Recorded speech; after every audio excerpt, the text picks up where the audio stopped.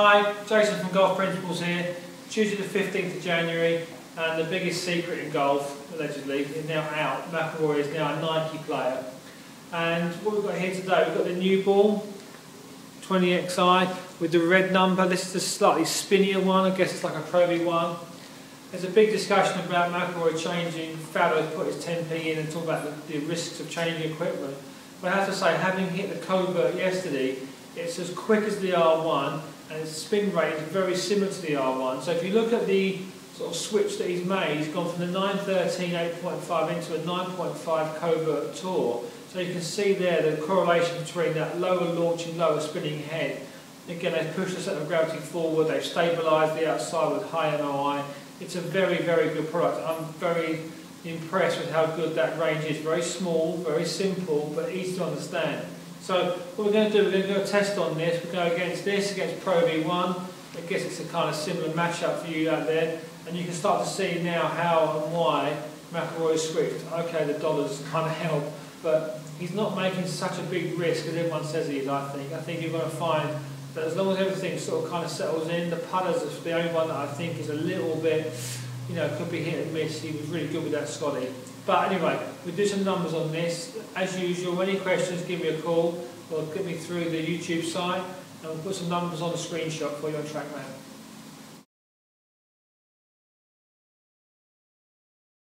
Right, so here's the results of those tests. We hit 8 shots with each 7-iron, my 7-iron, KBS Tour, Mizuno head. So you can see here, this is actually 2013 Pro V1 and that's the Nike ball at the top. So you can see the Pro V1 hits it slightly higher, spins it slightly more, and has got a fraction more ball speed. Club head speed, ish, about the same sort of swing, typical me, slightly shallow from the inside, face angle square, that's fine. I tend to hit a little draw, that's fine. But you can see I'm not overly quick either, so for those of you out there, I'm kind of like average Joe. So this is a good test to see. You can see now why. This is the one thing about the player switch where the golf ball comes in. You know, McIlroy is going to have to, is going to that slightly harder ball, so that should get his ball speeds back up. But you can see here the test. That new Pro V hits it slightly higher, spins it slightly more, and it's definitely got a little more speed. But again, the Nike one does feel good. So they both have their pluses and minuses.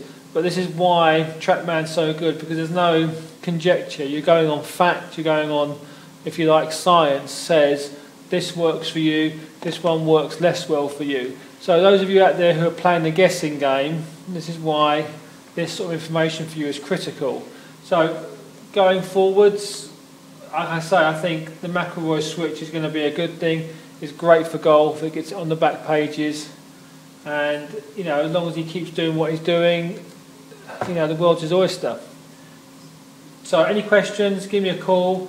Happy to help, but you can start to see now how we're going to do it. We might even do a great big mash-up, for want of a phrase, on the golf ball test when they're all launched middle of Feb this year. But anyway, good to speak to you all, and speak to you later.